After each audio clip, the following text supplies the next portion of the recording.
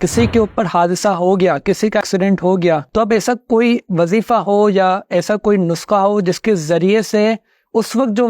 بیماری ہے یا جس پریشانی میں وہ مبتلا ہے وہ حل ہو سکے، اس کے لیے اگر کوئی وظیفہ ہو تو بتا دیں۔ لوگوں کے ساتھ اس طرح کی پرابلم رہتی ہیں کہ مثال کے طور پر راستے میں جا رہے ہیں، اچانک گاڑی ٹکرا گئی، اب اس وقت کیا وظیفہ پڑھیں؟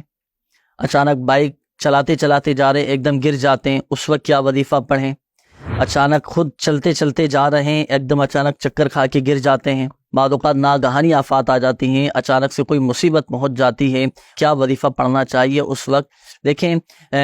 اپنے معمولات میں یہ چیزیں شامل کر لیں، کیونکہ بندہ جب اچانک کوئی مصیبت آتی ہے نا تو بے ساختہ زبان سے نکلتا ہے یا اللہ خیر، یا اللہ رحم فرما، یا اللہ کرم فرما، تو یہ جملے ادا کرنے چاہیے، دعا بھی کرنا چاہیے۔ لیکن ایک ایسا وظیفہ آج میں ناظرین کو عرض کروں کہ مصیبت کے وقت اگر وہ پڑھ لیا جائے نا وظیفہ، اور اتنا مشکل نہیں ہے، چھوٹا سا وظیفہ ہے، یہ وظیفہ پڑھ لیں انشاءاللہ الکریم آپ کی حفاظت بھی رہے گی، اور پھر یہ کہ اللہ تبارک و تعالی اس وظیفے کی برکت سے پریشانی بھی دور فرما دے گا، اور جو نقصان ہوا ہے نا تو اس وظیفے کی برکت سے اللہ تبارک و تعالی اس کا بدل بھی عطا فرما دے گا۔ فرمان مصطفیٰ صلی اللہ تعالی علیہ وآلہ وسلم کہ جو مصیبت کے وقت انا للہ و انا الیہ راجعون یہ کہتا ہے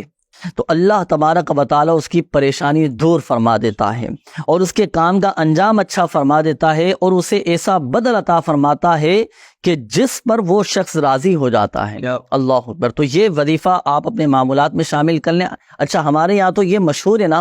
کہ جب کسی کا انتقال ہو یا کسی کے انتقال کی ہم خبر سنیں تو اسی وقت انا للہ و انا الیہ راجعون پڑھا جائے،